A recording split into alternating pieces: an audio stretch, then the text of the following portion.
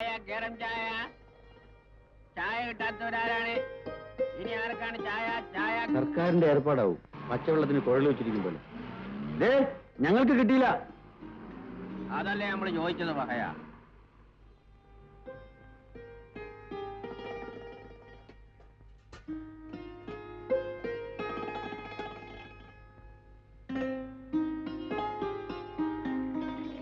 കുടി.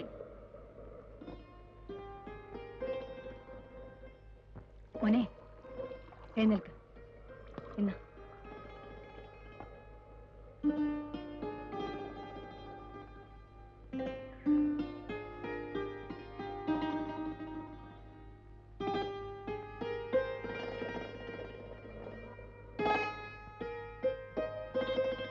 അല്ല കാക്ക, ഈ പ്രതാപൻ കമ്പനിയുടെ ആഫീസ് ഏതാ?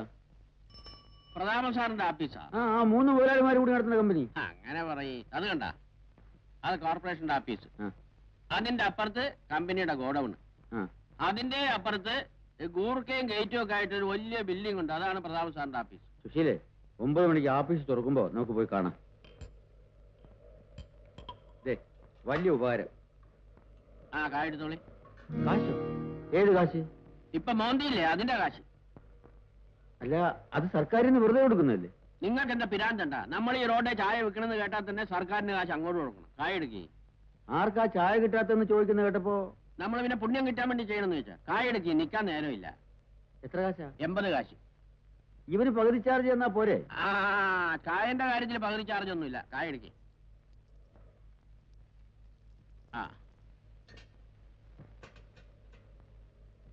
മഹാഭാവി. വേഗമായിട്ട് എണീക്ക്, സമയമായി.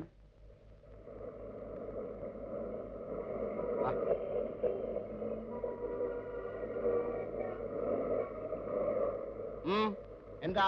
പ്രതാപൻ മുതലാളിയുടെ ആഫീസ് ഇത് തന്നെയല്ലേ? അതെ. നിങ്ങൾ ആരാ? എവിടെ നിന്ന് വരുന്നു? കുറെ ദൂരേന്നാ. മുതലാളിയെ ഒന്ന് കാണണം. ഇപ്പൊ കാണാൻ പറ്റില്ല. അതെന്താ, മുതലാളിക്ക് പാല് കണ്ണു കാണാൻ പാടില്ലേ? നീ വാ, ഇയാൾ പറയുന്നൊന്നും കണക്കാക്കണ്ട. മുതലാളി നമ്മുടെ സ്വന്തം ആളാ. നിക്ക് നിക്ക്, ഇവിടെ വരുന്നവരെല്ലാം മുതലാളിയുടെ സ്വന്തം ആളാണെന്ന് പറഞ്ഞാൽ വരാറുള്ളത്. നിങ്ങൾ ഒന്ന് പോണം. നിങ്ങളോടല്ലേ പോകാൻ പറഞ്ഞത്? പോണം മിസ്റ്റർ. വരി പോകാം. താൻ എന്ത് ജാതി മനുഷ്യനാടോ? കൊണ്ടാരും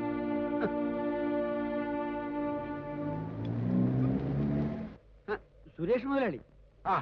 ഇതാരും സത്യമാണല്ലോ. നമസ്കാരം മുതലാളി. നമസ്കാരം. നമസ്കാരം.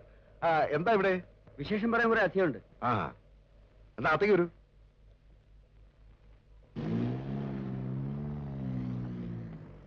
നിങ്ങളൊക്കെ ഇവിടെ നിൽക്കും.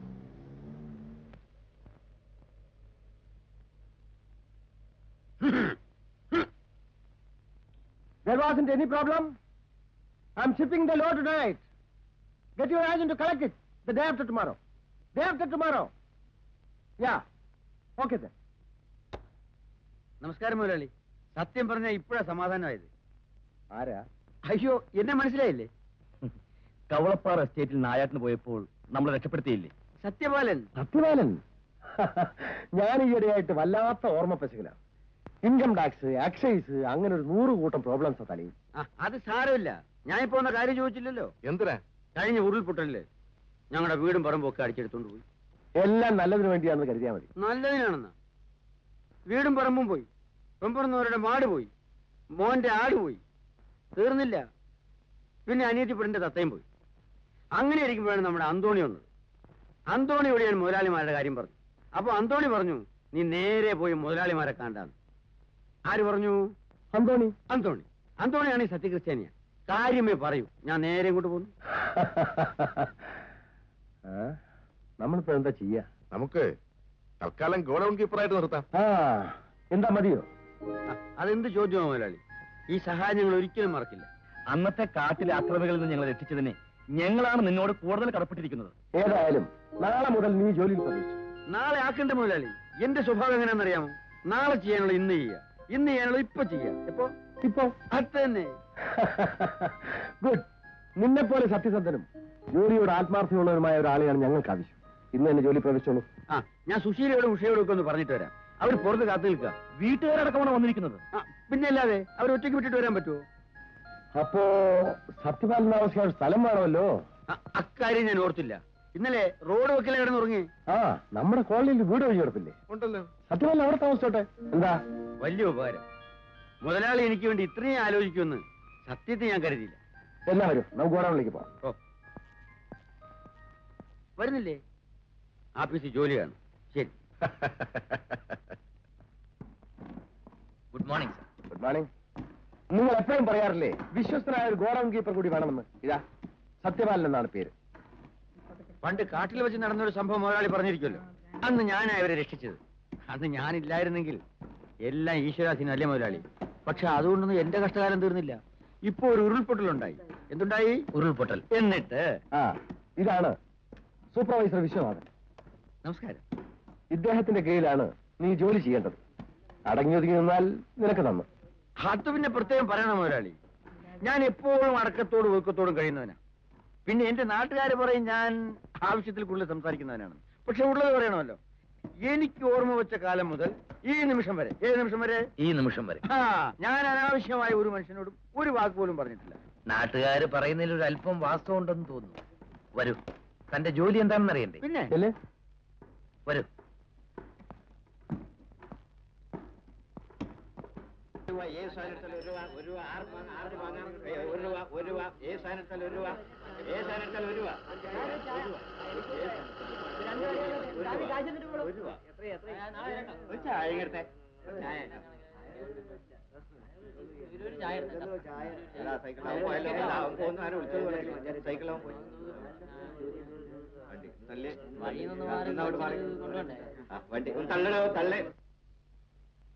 ഓ ക്ഷമിക്കണം, വീട് മാറിപ്പോയതാ. ചേട്ടാ, ഇത് തന്നെ നമ്മുടെ വീട്. ഞങ്ങളൊക്കെ അയലന്തരക്കാരാ. ഇത് നമ്മുടെ ചായക്കാക്കയല്ലേ? അപ്പൊ നിങ്ങളത് മറന്നില്ല അല്ലേ? നമ്മള് തന്നെ തൊട്ടടുത്താ നമ്മുടെ വീട്. ഇതാ നമ്മുടെ മോള് സൈനവ. സുശീലേ, നീ ഇവർക്ക് ചായ വല്ലതും കൊടുത്തോ? ഞമ്മക്ക് ഇപ്പൊ ചായ ഒന്നും വേണ്ട, പിന്നെയും കുടിക്കാലോ. പിന്നെ ഇവിടുത്തെ ചായക്ക് കാശ് തരണ്ട. അത് അമ്മക്കിട്ടൊരു വെപ്പാണ്. നിങ്ങളിപ്പോ വന്നല്ലേ ഉള്ളൂ. പെങ്ങൾക്കും കെട്ടികൾക്കും ഒക്കെ വല്ലതൊക്കെ സംസാരിക്കാൻ കാണും. ഞമ്മള് പിന്നെയും വരാം. വാ മോളെ, വരടാ. ഇനി നാളെ മതി. പോട്ടെ. ഓ, രണ്ടാളും വലിയ കൂട്ടായല്ലോ.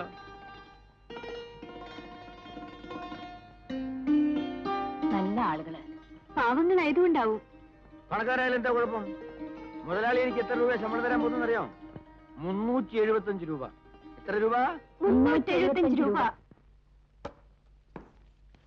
ആ മതി മതി. വിശ്വനാഥ് സാർ പറഞ്ഞിട്ടാ കേട്ടുന്നത്.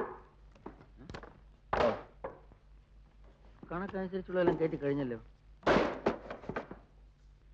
സാർ, അവർ കണക്കിൽ കൂടുതൽ ചരക്ക് കയറ്റുന്നു സാർ. കേട്ടിട്ടെ, പക്ഷെ കണക്കിൽ പതിവുള്ളത് പോലെ എഴുതിയാ മതി. അതെങ്ങനെ? എന്നാ ഇത് വെച്ചോ. നീ ഞാൻ മാത്രം അറിയാവൂ. ഇതെന്തിന്? നിന്റെ ഷെയറാണ്. ഇവിടുന്ന് ഓരോ ട്രിപ്പ് ചരക്ക് കയറ്റുമ്പോഴും നിന്റെ പങ്ക് നിന്റെ പോക്കറ്റിലെത്തും. അയ്യോ, ഇത് ചതിയാണ് സാർ. നമ്മളെ വിശ്വസിച്ചാണ് മുതലാളി നമ്മെ ജോലി ഏൽപ്പിച്ചിരിക്കുന്നത്. ആ മുതലാളി വഞ്ചിക്കാൻ എന്നെ കിട്ടില്ല. സത്യപാല, സത്യം നിന്റെ പേരിൽ മാത്രം മതി, അല്ലെങ്കിൽ ജീവിക്കാനൊക്കെ. ഈ രൂപ വാങ്ങി പോക്കറ്റിലിട്ടിട്ട് എന്തെങ്കിലും നല്ല കാര്യം ചെയ്യാൻ നോക്ക്. നിങ്ങൾ എന്താ നോക്കി വയ്ക്കുന്നത്? പോയി ചരക്കേറ്റ്. ചരക്കയറ്റം ഞാൻ സമ്മതിക്കില്ല. നീ അങ്ങനെ വലിയ സത്യവാനൊന്നും ആവണ്ട. അവന്റെ അഭിനയം കണ്ടില്ലേ? കള്ളൻ. നീ എന്താ എന്നെ വിളിച്ചേ? കളയുന്നോ? പട്ടി, നീ എന്നെ വിളിച്ചേ? കളയുന്നോ?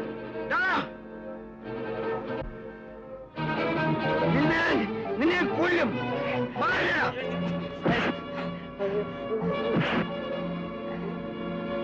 നിർത്തൂ, നിർത്തൂ. സത്യ, സത്യ.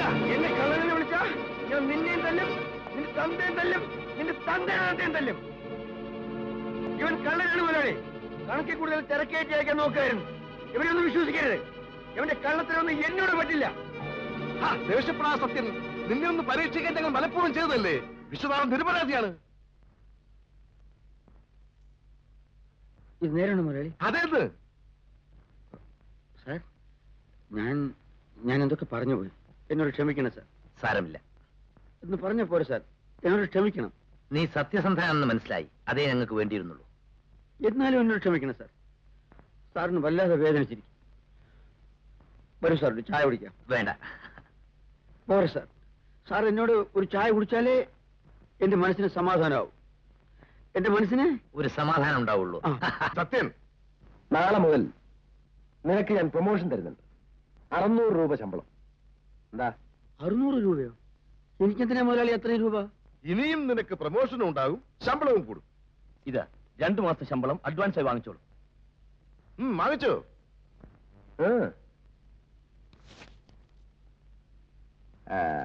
നിന്നിവിടുത്തെ സ്ഥിരം തൊഴിലാളിയായി നിയമിച്ചുകൊണ്ടുള്ള എഗ്രിമെന്റ് ആണ്.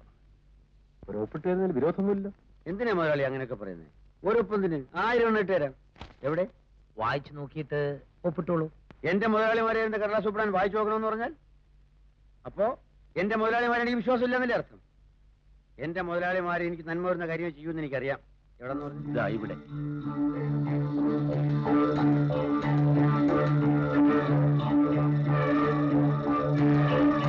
അപ്പൊ ഞാൻ വരട്ടെ. ഗോഡൌണിൽ ആരുമില്ല.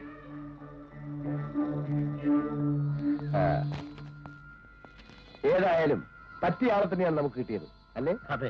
നമ്മുടെ ഭാഗ്യമാണെന്ന് കരുതിയാ മതി. മണി മുതലാളി അറിഞ്ഞോ? എനിക്ക് ജോലി കയറ്റം കിട്ടി. ഇപ്പൊ 600 രൂപ ശമ്പളം.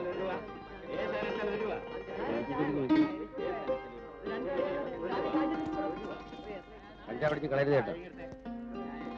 ആ ബൾബാ ഇവാ, ഇതൊന്ന് ഊതി നോക്ക്. എനിക്ക് ജോലി കയറ്റം കിട്ടി. നല്ല ബുദ്ധിമുട്ടുകൊണ്ട് അറിയിക്കണം കേട്ടോ.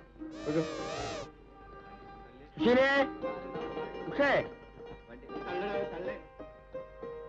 ഉഷേ, സുശീലേ, വരൂ. മോനിത് പിടിച്ചോ. ഇത് നിനക്ക്, ഇത് നിനക്ക്. സേനപ്പന്റെ മാറിക്ക് നീ വന്നേ. ഇത് പിടിക്കും. ഇതും നിനക്കുള്ളതാ. നാട്ടിൽ വെച്ച് ചത്തപ്പഴേ വിചാരിച്ചതാ ഒന്ന് വാങ്ങിക്കണമെന്ന്. എന്താണ് ഇവിടെ ഒരു വലിയ പെരുന്നാളിന്റെ വകുത്ത്? വലിയ പെരുന്നാൾ തന്നെയാ. ഇന്ന് എനിക്ക് ഉദ്യോഗമായിട്ട് കിട്ടിയ ദിവസമാ. ഇപ്പൊ ശമ്പളം 600 രൂപയാ. എത്ര രൂപ? 600 രൂപ. ഇതൊക്കെ എവിടെ നിന്ന് കിട്ടി? കിട്ടിയതല്ലേ ഞാൻ കാശ് കൊടുത്ത് വാങ്ങിച്ചതാ. ഇത്രയും കാശ് ചെലവാക്കേണ്ട വല്ല കാര്യമുണ്ടോ? ഇവക്കൊക്കെ ഇത് ഓർത്തിട്ട് എന്താ കാര്യം? അതിന് പ്രത്യേക കാര്യമൊന്നും വേണ്ട. സൈനബയും എന്റെ അനിയത്തിയാ. പിന്നെ മൂസക, സൈനബയുടെ കല്യാണം നടത്തി കൊടുക്കാൻ എന്താ? ആ കാര്യം പറയാതിരിക്കുന്നതാണ് നല്ലത്. അതെന്താ? ഓളുടെ കല്യാണം ഏറെക്കുറെ ഉറച്ചു വന്നതാണ്. നല്ല ചെറുക്കൻ, നല്ല തറവാട്, എല്ലാം കൊണ്ടും കൊള്ളാവുന്ന ബന്ധം. അങ്ങനെയാണെങ്കിൽ പിന്നെ കല്യാണം നടത്താത്തെന്താ? നിങ്ങൾക്കത് പറഞ്ഞാൽ മനസ്സിലാവൂല. പാവങ്ങളുടെ വീട്ടില് പെൺകുട്ടികൾ ഉണ്ടാവാൻ പാങ്ങില്ല. ഉണ്ടായിപ്പോയാല് അത് ഉമ്മയ്ക്കും പാപ്പയ്ക്കും തലവേദനയാണ്. നിക്കാഹ് നമ്മൾ ഒരു വിധത്തിൽ ഉറപ്പിച്ചതാണ്. അപ്പോഴാണ് ചെറുക്കന്റെ വാപ്പ പറയണത് 15,000 രൂപ സ്ത്രീധനം വേണം. നമ്മളെ കൊണ്ട് അതിന് കഴിയൂല. എന്നാൽ മൂസക്ക ഒരു കാര്യം ചെയ്യണം. ഇവൾക്ക് കൂടി ഒരു പയ്യനെ കണ്ടുപിടിക്കണം. നമുക്ക് രണ്ടുപേരുടെയും കല്യാണം ഒരുമിച്ച് നടത്തിക്കളെ. നമ്മളത് ആലോചിക്കാം. നേരും നെറിയുള്ളവനായിരിക്കണം. പിന്നെ കാണാനും നന്നായിരിക്കണം. അല്ലേ സുശീലേ?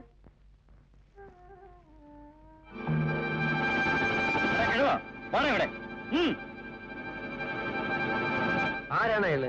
ഇവൻ ഇവിടുത്തെ ഒരു തെമ്മടിയാ. പെൺകുട്ടികളെ വഴി നടക്കാൻ സമ്മതിക്കില്ല. അവന്റെ ശല്യം മൂത്തപ്പോ ബാപ്പ പോലീസ് പോയി പരാതി കൊടുത്തു. പോലീസ് അവനെ ജയിലിലാക്കി. ഇപ്പൊ പകരം ചോദിക്കാൻ വന്നിരിക്കുക. എന്റെ ബാപ്പയെ രക്ഷിക്കു ചേട്ടാ. നീ പോലീസിൽ ഏൽപ്പിച്ചാൽ ഞാൻ പിന്നെ തിരിച്ചു വരില്ലെന്ന് കരുതിയില്ലേ? ജയിലിൽ എനിക്ക് പുല്ലാണടാ. വേണ്ടി വന്നാൽ നിന്റെ മോളെ ഞാൻ പിടിച്ചോണ്ട് പോകും. നീ ആരാടാ? നിന്റെ തന്ത.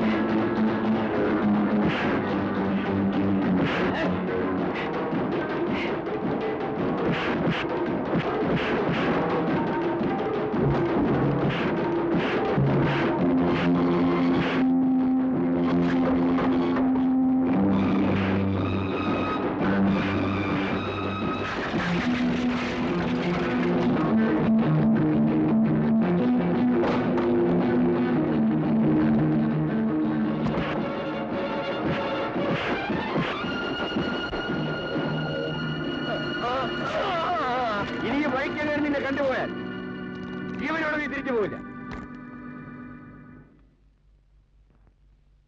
ഇതുവരെ ആരും ചെയ്യാൻ ധൈര്യപ്പെട്ടിട്ടില്ലാത്ത കാര്യമാണ്. മൂസക്ക, അടിക്കടിയേ വരുന്നുള്ളൂ. അവൻ കാരണം പ്രായമായ പെൺകുട്ടികൾക്ക് ഇതിലെ വഴി നടക്കാൻ പാകില്ലായി. സത്യവാൻ ഞങ്ങളെ രക്ഷിച്ചു. ഇനി ഏതായാലും അവനെ പേടിക്കണം. അവനെ പേടിക്കണ്ട. ആ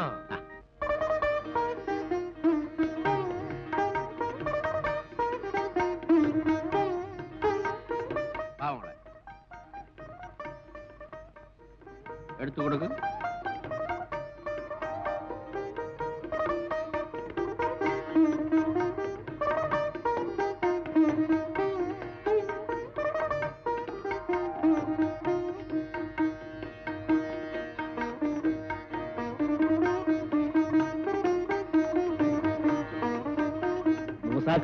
വിവരങ്ങളെല്ലാം എന്റെ അടുക്ക പറഞ്ഞു.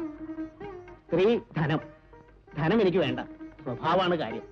പിന്നെ കൊള്ളാമെന്ന് ഒരുത്തിന്റെ പെങ്ങളാണെന്ന് പറഞ്ഞപ്പോ കൂടുതൽ വിശദീകരണം ആവശ്യമില്ല. ആ കാര്യത്തിൽ നമ്മൾ ഉറപ്പു തരും. അത് മതി.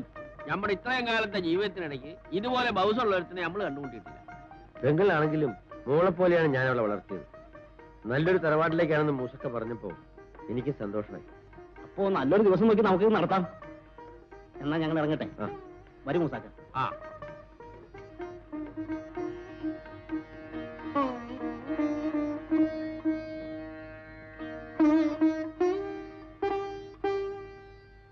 എന്താ ആലോചിച്ച് നിൽക്കുന്നത്?